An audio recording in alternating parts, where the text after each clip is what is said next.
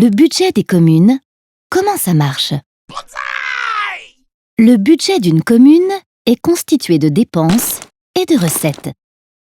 Les deux premières sources de recettes sont les impôts locaux et les financements de l'État. D'abord, les impôts locaux. La taxe d'habitation, payée par tous les habitants, et la taxe foncière, payée par les propriétaires de biens immobiliers. Ces impôts sont calculés en fonction, notamment, de la valeur estimée du loyer des habitations et d'un taux défini par la commune et encadré par l'État. À ces recettes fiscales s'ajoute un financement de l'État. En effet, autrefois, c'était l'État qui gérait les crèches ou la construction des écoles primaires et maternelles, par exemple. Depuis 1982, ces compétences sont déléguées aux communes. Pour qu'elles puissent les assumer, l'État leur verse donc le financement nécessaire. C'est la décentralisation.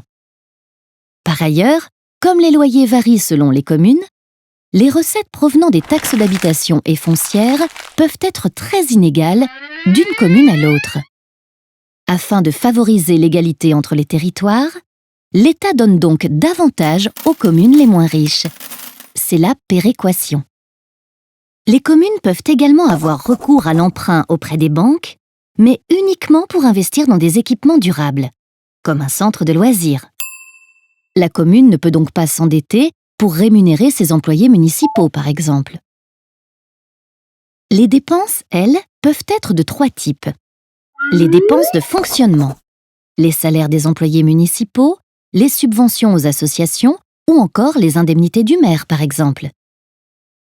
Les dépenses d'équipement, la construction d'une école, d'une ligne de tramway ou d'une installation sportive, par exemple.